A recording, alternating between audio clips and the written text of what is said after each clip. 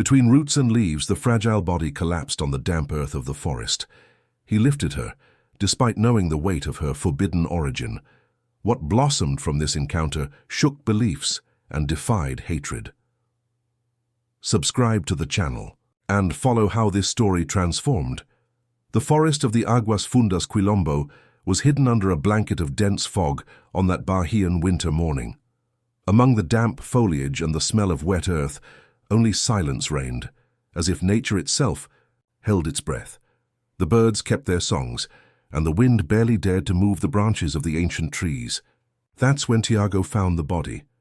It was fallen between exposed roots, almost hidden by fallen leaves and mud. A young woman, unconscious, her skin burning with fever, cracked lips murmuring disconnected words. Her long dress, once white, was now torn and stained with earth and dried blood. Tiago hesitated, looking around as if expecting to find someone accompanying her, but the forest was deserted. Only the ancestors were watching, invisible, as the young Quilombola knelt beside the stranger. "Who did this to you?" he whispered, without expecting an answer. With hands calloused from working in the fields, he brushed away the dark hair that covered her delicate face, revealing bruises on her temple and cheek. Her breathing was weak, irregular, and her forehead burned under his touch. Tiago knew he should bring the case to the Council of Elders. Donna Zeferina, the matriarch of the Quilombo, always said that problems from the city should not cross the river that separated their worlds. But how can I leave her here, he thought, feeling the weight of responsibility. Since childhood, he had known the power of plants, had learned from his grandfather the secret of the roots and leaves that healed. Perhaps this knowledge had not been given to him by chance. With a sudden decision, Tiago lifted the young woman in his arms. She was light as a child, despite appearing to be in her 20s. He carried her through the forest, avoiding the main paths, until he reached the small mud hut where he kept his herbs. There no one would find her before he could understand what had happened. Carefully, he laid her on the straw mat, covering her with a patchwork blanket. He lit the small wood stove, heated water, and prepared an infusion of lemon balm and pitanga leaves. While the tea rested, he went out to collect arnica leaves and jatoba bark, remedies he knew for fevers and wounds. For 2 days, the stranger oscillated between feverish delirium and deep sleep. Tiago applied herb compresses, changed her sweat-soaked clothes for clean fabrics that belonged to his late mother, and tried to make her drink the medicinal teas in brief moments of consciousness. He didn't leave the hut except to fetch water and more herbs, fearing that someone would discover her, or that her condition would worsen during his absence. On the afternoon of the 3rd day, when fine rain was hitting the thatched roof, she finally opened her eyes. Brown eyes deep, that scanned the unfamiliar environment with confusion and fear. She tried to get up, but her weakened body did not respond. A groan escaped her lips, alerting Tiago, who was near the stove, preparing more tea. "Be calm. You're safe here," he said, approaching slowly, like someone approaching a wounded animal. Where am I?" she asked with a hoarse and broken voice. "In the Aguas Fundas Quilombo. I found you in the forest, injured and with fever. My name is Tiago." She closed her eyes again, as if processing that information required too much effort. "Raisa," she murmured before going back to sleep. In the following days, Raisa ate little, spoke even less. She accepted the teas and corn porridge that Tiago prepared, but her gaze remained distant, lost in thoughts she did not share. Gradually, however, color returned to her face, and the fever completely subsided. One morning, she managed to sit up on the mat by herself. "Why did you help me?" she asked as she watched Tiago separate dried leaves into small piles. He looked up, surprised by the question. "Why wouldn't I help? You were dying." Raisa lowered her eyes to her own hands, thin and pale. "Not everyone thinks that way. Some people think there are things worse than death." Tiago sat in front of her, curious. "Who are you, Raisa? Where did you come from? What happened?"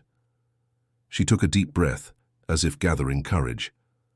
"I am the daughter of Pastor Ezekiel from the Church of the Restored Gospel in Villanova." Tiago stiffened upon hearing that name. Villanova was on the other side of the river, a small town dominated by farmers and the evangelical church that for years had tried to convert the Quilombolas, calling their traditions witchcraft and their rituals devil worship, and Pastor Ezekiel was the fiercest opponent of the Quilombo, the one who shouted loudest against the demarcation of their lands. What was Pastor Ezekiel's daughter doing alone in the forest, almost dead? He asked, now suspicious. Raisa looked away and her hands trembled slightly. He himself expelled me, in front of the entire congregation. The words came out like stones, heavy with pain. He said I was possessed, that the devil had entered me. He ordered a 3-day fast, locked me in the church room while the faithful prayed outside. When I became ill, they said it was the spiritual battle, that evil was being expelled. Her voice failed and silent tears ran down her face. But I was just pregnant, by a boy from town who promised to take me away, but disappeared when I told him. When the pains and bleeding began, my father said it was divine punishment. He took me to the forest, left me there, said I could only return when I was purified. Tiago felt a lump in his throat. It wasn't just the cruelty of the story that moved him, but the way Raisa told it, without self-pity, just stating facts, as if she had already cried all the tears she possessed. "And the baby?" he asked, almost whispering. "I lost it in the forest, alone." Those words, more than anything else, sealed the fate of both. Tiago understood that he could not simply return her to her people when she recovered. There was no longer her people for Raisa. Carefully, he extended his hand and touched her fingers, in a simple gesture of human connection. "Here, no one will judge you for that, but I need to tell the elders that you are here. I can't hide you forever." Raisa nodded, resigned. The next day, Tiago brought Donna Zeferina to the hut. The elder, with her almost 80 years, carried in her thin body the entire history of resistance of the Quilombo. Her eyes, framed by deep wrinkles, seemed to see beyond the surface of things. She observed Raisa in silence for long minutes, while the young woman, sitting on the mat, held her gaze with a mixture of respect and apprehension. "I know your father," Donna Zeferina finally said, with a grave voice. "A man who sows fear like one who plants cassava, expecting to harvest faith. But he only harvests more fear." Raisa lowered her eyes, ashamed. "I don't carry his ideas." "But you carry the blood," replied the elder. "And blood has weight, has history." She then turned to Tiago, who waited anxiously by the door. "The council needs to know. Villanova will look for her, and we cannot risk confrontation." Tiago stepped forward. "She was dying, Donna Zeferina. Abandoned like an animal. What should I have done? Left her there because of who her father is?" The elder raised a wrinkled hand, asking for calm. "I didn't say you did wrong, boy. I said we have to be careful. This young woman is the daughter of the man who has persecuted us the most, who called our ancestors demons, who encouraged farmers to burn our fields." She turned again to Raisa. "But she is also a creature of God who suffered at the hands of those who should protect her, and that, for us, is more important than the name she carries." Raisa looked up, surprised by those words. "I don't want to bring problems. As soon as I'm strong I can leave, look for another place." "And where would you go?" asked Donna Zeferina. "A young woman alone, without family, marked by the story she carries? The world out there is not kind to helpless women." She looked at Tiago again. "She stays for now, but you two should not appear in the community until I speak with the council." "Understood." Both nodded, grateful and apprehensive. When the elder left, she left behind a silence charged with uncertainties. Tiago and Raisa looked at each other, suddenly aware that they were united by something greater than chance, an encounter that defied boundaries and prejudices rooted for generations. And in that small isolated hut, while rain fell outside and fire crackled in the wood stove, an unlikely alliance was born between the son of the earth and the daughter of the man who wanted to conquer it. The council of elders met in the flower house at dusk. There were 7 guardians of Quilombola memory, 3 women and 4 men, all over 60, chosen not only for their age, but for the wisdom they carried. Donna Zeferina told them about the young woman found by Tiago without omitting her origin. A murmur of concern ran through the circle. "Pastor Ezekiel's daughter here. It's like sheltering a snake," said Sir Joachim, the oldest of them. "That man has already tried to expel us from these lands 3 times, has already encouraged fires in our fields, has already denounced our rituals to the police as black magic. And now we are going to protect his offspring." Donna Zeferina waited for the murmuring to cease. The girl was abandoned to die. Her own father left her in the forest as one leaves a sick animal. She is no longer his daughter. He himself renounced her. And if we reject her too, what makes us different from those who persecute us? The elders fell silent, reflecting. It was Donna Clade, midwife and folk healer, who spoke next. The girl lost a child, alone in the forest, with no one to hold her hand or wipe her sweat. Whoever her father is, no woman deserves such suffering. The discussion extended into the night. Some feared reprisals from Villanova, others questioned if it wasn't a trap, a way to infiltrate someone into the Quilombo to attack them later. But in the end, the tradition of welcoming that had always guided Aguas Fundas prevailed. "She can stay," the council finally decreed, "but she will be under Tiago's responsibility, who found her, and she will remain in the herb hut, away, until she proves she deserves trust." The next morning, Donna Zeferina returned to the hut with the decision. Raisa, already stronger, received the news with silent tears of gratitude. "I don't know how to thank you." "Thank by living with honesty," replied the elder, "and by learning our ways. Tiago will teach you the basics about our herbs and our customs. If you want to stay, you'll have to work like all of us." Thus began Raisa's new life in the Quilombo. In the first days, she stayed close to the hut, still weak and fearful. Tiago brought her food from the community and herbs for her to prepare simple remedies. He taught her to identify medicinal plants, to dry leaves at the right point, to boil roots for the appropriate time. Raisa learned quickly and with genuine interest, asking questions that showed respect for traditional knowledge. "At church, they called this witchcraft," she commented once while learning to prepare an Angico bark syrup for coughs. "And what do you think?" asked Tiago, curious. Raisa reflected before answering. "I think God created plants, and if they heal, it's because he wanted it that way. My father, Pastor Ezekiel, always said that only prayer heals. But when the farmers got sick, they sent for medicines from the city. Prayer was only for the poor." Tiago smiled, satisfied with the answer. As the weeks passed, Raisa's presence became known in the Quilombo. Some people brought her fruits and food, curious to meet the feared pastor's daughter who now lived among them. Others kept their distance, suspicious. Children were the most open. They came to the hut to see the city girl, as they called her, and left carrying medicinal herbs that she carefully separated for their families.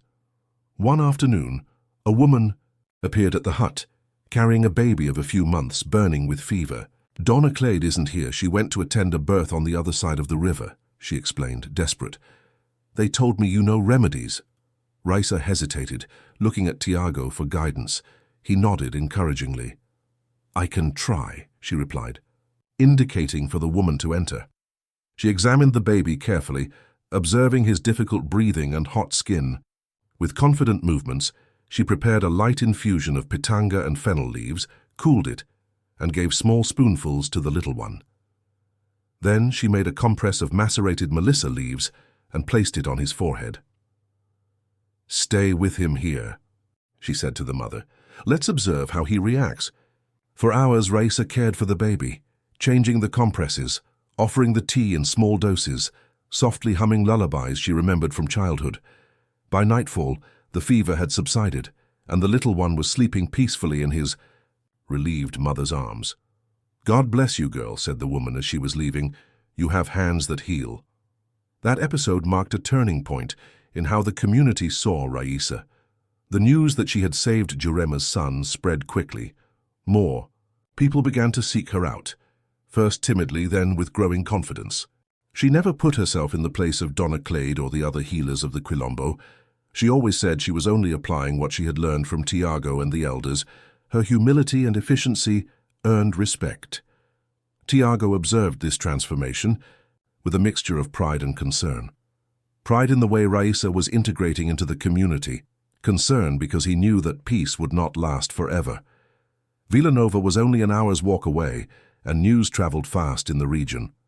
It was only a matter of time until Pastor Ezekiel discovered his daughter's whereabouts. One afternoon, as they gathered herbs together at the riverside, Tiago finally expressed his concern. "Aren't you afraid your father will come looking for you?" Raisa continued collecting basil leaves without raising her eyes. "I'm certain he will sooner or later. Not out of love, but wounded pride." She turned to Tiago, her face serious. "When that day comes, I don't want anyone to risk themselves for me. I've already caused enough problems for you." Tiago approached, holding her hands between his. "You haven't caused any problems. You've brought healing and knowledge. People respect you now." Their eyes met, and something passed between them, a silent understanding, a connection that went beyond words. Raisa was the first to look away, resuming the harvest. "Even so, promise you won't do anything reckless when he comes." Tiago didn't respond immediately. In the past weeks, his feelings for Raisa had deepened in ways he himself didn't fully understand. It was no longer just the desire to protect her or admiration for her strength and resilience. It was something more, something that made him look for any excuse to be near her, to hear her voice, to see her rare and precious smile. "I can't promise that," he said finally, "but I can promise that I will respect your decisions, whatever they may be." The answer seemed to satisfy her, and they continued their work in comfortable silence. That same night, while they were having dinner in the hut, they heard raised voices coming from the center of the Quilombo. Tiago went out to check and returned. Minutes later, his face tense. "It's a delegation from Villanova. They're talking to the council." Raisa paled. "Is he here?" "No, your father is not among them. There are 3 men from the church. They say they've come in peace, just to verify. A rumor about a missing young woman." Tiago hesitated before continuing. "Donna Zeferina is asking that you stay here, out of sight. They cannot force you to anything. This is Quilombola land, demarcated by the government, but it's better to avoid confrontation for now." Raisa nodded, but her body was as tense as a violin string. The visitors left without incident, after receiving assurance that if the young woman was found, she would be informed that her family was looking for her. For days, the Quilombo lived in a state of alert. Young people took turns in night watches, fearing an invasion, but nothing happened, and slowly life resumed its normal rhythm. Raisa, however, could not completely relax. She knew that was just the first attempt, that her father would not easily give up. One afternoon, about 2 weeks after the visit, Donna Zeferina appeared at the hut. Her normally serene face was grave. "Pastor Ezekiel has sent an ultimatum," she announced without preamble. "He gave 3 days for us to return his daughter, or he will come to get her with police and armed men. He says we kidnapped her and are keeping her here against her will." Raisa covered her face with her hands, devastated. "I knew it. He cannot accept that I chose another path. He'd rather destroy everything than admit he was wrong." Tiago hit the table with his closed fist. "This is absurd. She's of legal age. She can decide where she wants to live. We're not in the time of slavery." Donna Zeferina sighed. "By law, yes. But you know how things work in practice. The police always take their side against us. If they come with warrants and guns, what can we do?" She turned to Raisa. "Girl, the council will meet tonight to decide, but I need to know, what do you want? Do you want to return? Do you want us to help you go somewhere else, far from here? Or do you want to stay and face what comes?" It was a direct question, requiring an equally direct answer. Raisa raised her face where silent tears left bright trails, but her voice came out firm without trembling. "I want to stay. This place welcomed me when I had nothing. Here I found respect, purpose, people who value me for who I am, not for what they expect me to be. If I'm to face my father, let it be here, where I have you by my side." Donna Zeferina nodded, satisfied with the answer. Then fight.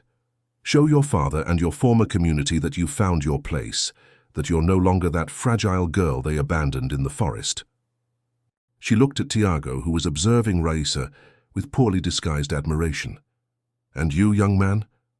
Are you willing to stand by her, even if it means direct confrontation with Villanova? Tiago did not hesitate. Always. A single word.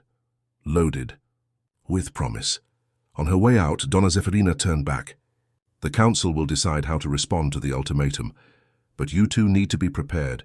If staying is your choice, Raisa, you'll need to face your father face to face. We cannot fight this battle for you. When the elder departed, Raisa and Tiago remained in silence for long minutes, absorbing the gravity of the situation. She was the first to speak. You don't need to be involved in this. You've already done more for me than anyone in my entire life. Tiago approached, taking her hands in his. I'm not involved out of obligation, Raisa. I'm here because I want to be, because... He hesitated, searching for the right words. Because what I feel for you goes beyond duty or compassion. She looked up, meeting his eyes. What do you feel? The question hung between them like a hesitant bird. Tiago took a deep breath. Love, he said simply. A love that grew slowly, like a plant that roots deeply before flowering. A love that scares me because I've never felt anything like this before. Raisa didn't respond with words. She approached and with delicacy touched his face, tracing the line of his jaw with trembling fingers. Then, in a gesture as natural as it was inevitable, her lips found his. It was a brief kiss, almost chaste, but one that sealed between them a pact stronger than any oath. When they parted, both knew that regardless of what happened in the coming days, their lives were irreversibly intertwined. We'll face this together, she said, as we've always done since you found me in the forest. Tiago nodded, and his eyes shone with renewed determination. Together, he repeated like someone making a solemn promise. Night fell over the Quilombo, bringing with it the certainty that a storm was approaching. But in the small herb hut, two souls found strength in each other, preparing for the clash that could either separate them or definitively consolidate their union. The council decided to respond to the ultimatum with a letter written by the retired teacher who lived in the Quilombo. The words were firm but respectful. Raisa was there of her own free will. She was of legal age and had found shelter after being abandoned ill in the forest. They invited Pastor Ezekiel to come alone, in peace, to speak with his daughter. The UAM letter was taken to Villanova by two young Quilombolas. They returned the same day, tense and quiet. He tore the paper in front of us, they reported to the council. He said he doesn't negotiate with devil worshippers, and that he'll return with enough men to raise this place if necessary. The news spread through the Quilombo, generating fear and indignation. Some families began to send children and the elderly to relatives' homes in other communities. Others prepared improvised weapons, machetes, sickles, hunting rifles. The deadline set by the pastor would expire in 2 days. The next morning, Raisa woke up determined. She dressed in simple clothes she had received from the women of the Quilombo, a long cotton skirt and a hand-embroidered blouse, and tied her hair in a low bun. While Tiago was still sleeping, she left the hut and walked to Donna Zeferina's house. The elder was already awake, sitting on the porch with her pipe, as if expecting her. I need to learn to defend myself, said Raisa, without preamble. If they're coming because of me, I don't want to be just the reason for the fight. I want to be part of it. Donna Zeferina nodded, pleased with the attitude. She tapped her pipe, emptying it, and stood up with the surprising agility she maintained, despite her age. Come with me. She took Raisa to a clearing behind her house, where a circle of beaten earth was delimited by white stones. There, over the next 2 days, she taught her basic movements of self-defense, techniques that blended capoeira and ancestral African fighting. It's not to hurt, she explained, as she corrected Raisa's posture. It's to protect your body and soul. True strength isn't in the attack, but in the ability to remain firm when they try to knock you down. Other women from the Quilombo joined the training, forming a protection network around Raisa. They shared stories of resistance, of how their ancestors had faced similar or worse oppressions. "My great-great-grandmother escaped from a plantation carrying a baby on her back and another in her belly," said Jurema, the mother of the baby Raisa had treated. "She crossed 3 rivers and a forest, pursued by slave hunters with dogs. When she arrived here, her feet were raw, but she never regretted it. She said she preferred to die standing than to live on her knees." Those stories strengthened Raisa more than any fighting technique. Meanwhile, Tiago participated in defense strategies with the men of the Quilombo. They built barricades at the main access points, organized surveillance shifts, prepared escape routes for the most vulnerable. At night, when they met again in the hut, he and Raisa shared what they had learned and done during the day. Their intimacy grew, not just physical but spiritual, the connection of 2 people united by a purpose greater than themselves. On the eve of the final deadline, Donna Zeferina summoned the entire Quilombo for a protection ceremony. Under the starry sky around a large fire, the drums sounded calling the ancestors. Raisa observed, moved as men and women danced, sang in languages she did not know, invoked forces she did not fully understand, but whose power she could feel vibrating in the air. Donna Zeferina came to her and led her close to the fire. "You are no longer a foreigner here," she said, loud enough for everyone to hear. "The blood that runs in your veins may be different from ours, but the soul that inhabits your body recognizes the same truth that we do." She placed a necklace of colorful beads in Raisa's hands. "This is a guide, protection from the ancestors. Wear it tomorrow when you face your past." Raisa accepted the gift with reverence, putting it around her neck. She felt a warmth spread through her body, as if something ancient and wise recognized her. That night, she and Tiago made love, for the first time, uniting not just out of desire or passion, but with the awareness that tomorrow was uncertain. Their bodies met with the naturalness of those who had always belonged to each other. Their souls recognized each other in every touch, every sigh. Afterward, lying side by side on the mat, they talked about the future they dreamed of building. Together, their own house in the Quilombo, children who would grow up free, knowing both ancestral traditions and the teachings of books. They spoke as if they had all the time in the world, as if dawn wouldn't bring the threat that hung over them. The day dawned with a dense fog covering the Quilombo, as if nature itself wanted to protect them. From the first ray of sun, everyone was alert, ready. The remaining children and the elderly gathered in the flower house in the center of the community, the easiest place to defend. The men and women in fighting condition positioned themselves at strategic points. Raisa and Tiago remained together at the main entrance of the Quilombo, beside Donna Zeferina and other council members. Dawn turned to morning, morning to midday, and no sign of the Vila Nova delegation. Tension grew with each passing hour. "Maybe they've given up," someone suggested, hopefully. "Or maybe they're just making us nervous on purpose," replied another. That's when the first alarm sounded. A young watchman came running back from his post, breathless. "They're coming! By the river path, more than 20 armed men." The Quilombo immediately went into action, each person assuming their position as planned. Raisa felt her heart accelerate, but her hands remained steady. Tiago squeezed her fingers briefly, a silent gesture of encouragement, before positioning himself a few meters ahead with other men who formed the first line of defense. It wasn't long before the delegation appeared on the horizon, coming out of the forest that bordered the river. At the front, unmistakable in his dark suit and Bible in hand, came Pastor Ezekiel. Tall, thin, with impeccably combed grey hair and eyes hard as stones, he walked with the confidence of one who believes himself protected by God. Behind him, at least 20 men, some from the congregation, others clearly hired gunmen, all armed with shotguns, machetes, or clubs. They stopped about 50 meters from the Quilombo entrance, where an improvised barricade had been erected. It was the pastor who spoke first, his powerful voice echoing in the still afternoon air.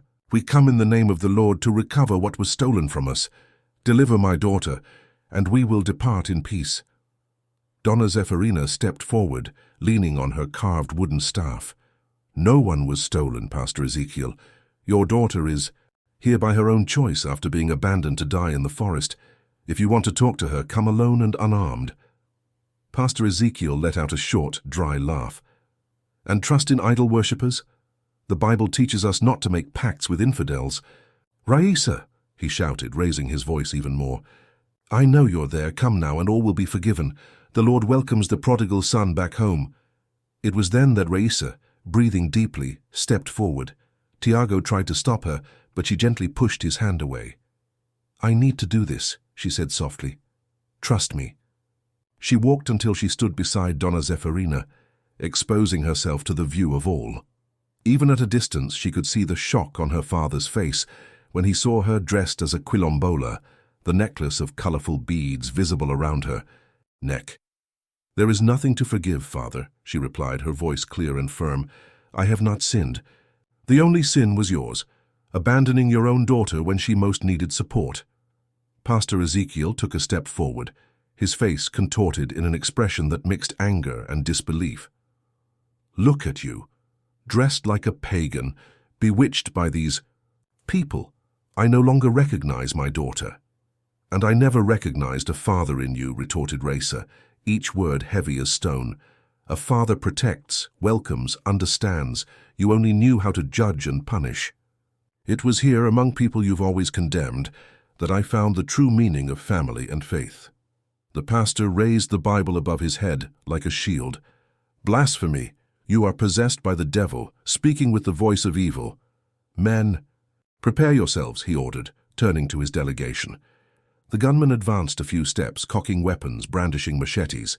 The defenders of the Quilombo also moved, tensing the air already charged with hostility. It was at this moment that a sharp cry cut through the silence. A baby, frightened by the commotion, began to cry in the flower house. The sound, so innocent and vulnerable, seemed to freeze time for an instant. Raisa took advantage of that moment of hesitation. "Is this what you want, Father? To shed blood in the name of God? To kill innocents, including children, to satisfy your wounded pride?" She advanced a few more steps, standing completely exposed, without any protection between her and the armed men. "If you want to take someone, take only me. But you'll have to drag me from here because I will not go willingly, and everyone will see the pastor who drags his own daughter like an animal to the slaughterhouse." Pastor Ezekiel visibly faltered. He hadn't expected this Raisa, confident, defiant, willing to face him openly. Where was the submissive girl who always lowered her eyes at his reprimands? "The devil has even changed your voice," he murmured, more to himself than to others. "You are no longer my daughter." "On that we agree," replied Raisa. "I am no longer your daughter. I am a free woman who has chosen her own path. Here I found healing for body and soul. Here I discovered that true faith manifests in acts of love, not in judgments." Her words seemed to affect not just the pastor, but some of the men from the congregation, who looked at each other uncomfortable. Tiago took advantage of that moment of uncertainty to position himself beside Raisa. "Your daughter is not alone," he declared. "She has a new family now, one that values her for who she is, not for what they expect her to be." Pastor Ezekiel narrowed his eyes, studying the young Quilombola. "So that's it? You seduced her? Led her away from the straight path with worldly promises?" Raisa laughed, a genuine laugh that surprised everyone. "He saved me when you left. Me to die. He offered me respect when you humiliated me. He showed me that true love does not demand submission, but grows in freedom." She looked at Tiago with evident tenderness. "Yes, I love him, and he loves me. A love that you will never understand, because your heart is full of fear and judgment." That public declaration made something break in the pastor. His face, previously contorted with anger, now showed a mixture of defeat and contempt. "Then it is done," he said, lowering the Bible. "You've chosen to live among pagans, dishonor your family and your faith. May God have mercy on your soul, because I will not." He turned to his men. "Let's go. She is no longer my responsibility." Some men protested. They had come prepared for a confrontation, excited by the possibility of violence. But the pastor raised his hand, silencing them. The book of Matthew teaches us, if anyone will not welcome you or listen to your words, shake the dust off your feet when you leave that home or town. Let this curse be upon them. With that, he turned his back and began to walk away. His followers, after moments of hesitation, followed him. The Quilombolas remained silent, hardly believing the unexpected victory. When the delegation was almost disappearing on the horizon, Raisa stepped forward. "Father," she called, her voice echoing in the distance. Pastor Ezekiel stopped, but did not turn around. "I forgive you," she said, loud enough for everyone to hear. "Not because you deserve it, but because I don't want to carry that weight. The forgiveness is for me, not for you." The pastor remained motionless for a few seconds, as if absorbing those words. Then, without looking back, he continued on his way until he disappeared into the forest. Only when the last man vanished from sight did the Quilombo explode in celebration. People came out of their hiding places, hugged each other, cried with relief. Tiago wrapped Raisa in his arms, lifting her off the ground in a tight embrace. "You were incredible," he whispered in her ear. "The bravest woman I've ever known." She smiled against his shoulder, finally letting tears flow freely. "I only found courage because I had you with me, because I finally understood what it means to truly belong." Donna Zephyrina approached, her eyes shining with pride. "Today you not only faced your father, girl, you faced an entire system that wants to see us submissive and divided. This victory is not just yours, it belongs to all of us." That night the Quilombo hosted a great celebration. The drums sounded until dawn, celebrating not only the avoided confrontation, but the symbolic birth of a new member of the community. Raisa danced until her feet ached, drank from the sacred jurema offered by the elders, felt her body and soul completely freed from the last vestiges of guilt and fear. Under the stars, with Tiago by her side and an entire community welcoming her, she finally understood the meaning of the word freedom, not the absence of bonds, but the presence of ties chosen out of love and mutual respect. When the first ray of sunlight touched the horizon, Raisa and Tiago moved away from the celebration, walking hand in hand to the herb hut. Exhausted but with light hearts, they fell asleep embracing, their bodies fitting like pieces of a finally complete puzzle. The future would still bring challenges. They knew that. Villanova would still be there, close by, with its prejudice and intolerance. But now they were certain that they would face any storm together, strengthened by a community that values diversity as a source of wealth.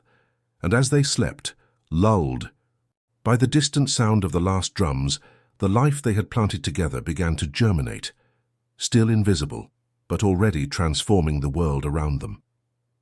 6 months passed since the confrontation. Raisa and Tiago built a small house near the stream, where she organized a natural pharmacy with medicinal herbs. Her fame as a healer surpassed the boundaries of the Quilombo, attracting people from neighboring communities in search of healing. 1. Sunday morning, while sorting herbs to dry, she spotted Donna Marta, the wife of the deacon of her father's church, climbing the path to her house. The woman arrived breathless, her face marked with worry. "Your fame has reached Villanova. My granddaughter is sick. High fever for 3 days, rashes all over her body.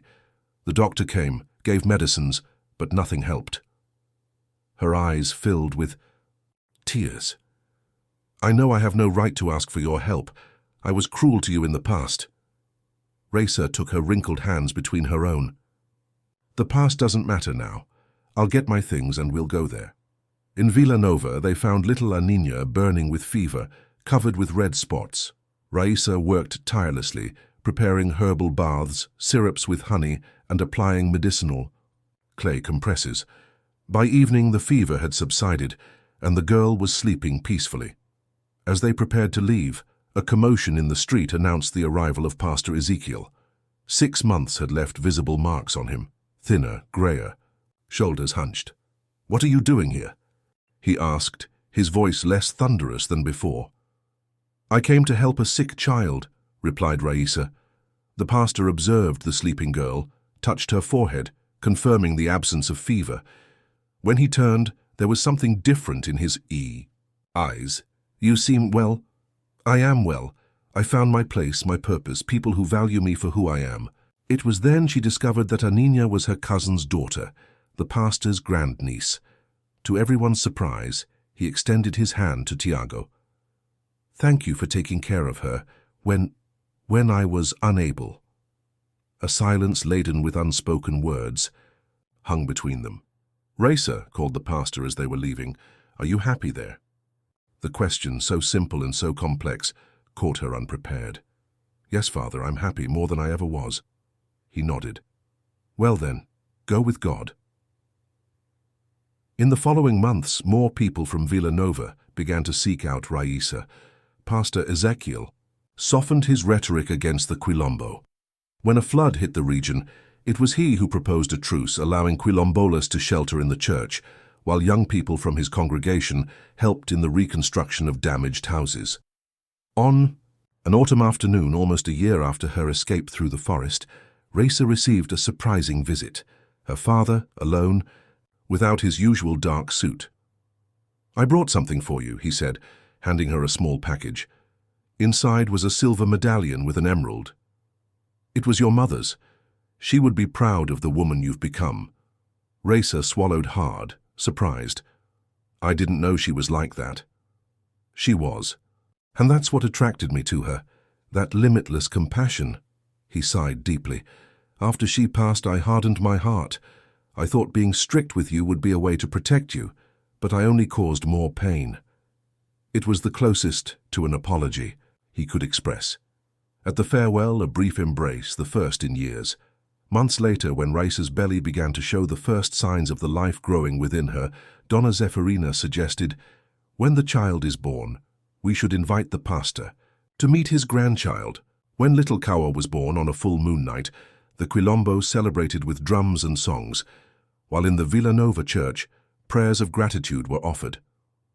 The grandfather came to meet his grandson 3 days later, bringing a small Bible and accepting participation in a blessing ritual conducted by Donna Zeferina.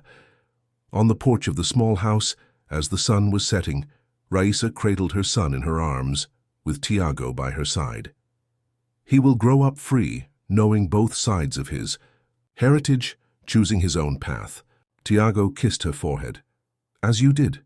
She smiled. "Yes, but with much less pain, I hope." And as night fell over the Aguas Fundas Quilombo, a certainty shone brighter than the first stars. The true miracle wasn't in the healing herbs, but in the healing of hearts that were slowly learning to recognize in others not an enemy, but a reflection of themselves, equally fragile, equally sacred, equally worthy of respect and love. If this narrative about healing, belonging, and reconciliation has touched your heart, don't forget to subscribe to the channel. Leave your like and share your impressions in the comments. Each story is a bridge between different worlds, just as Raisa became a bridge between the Quilombo and Villanova.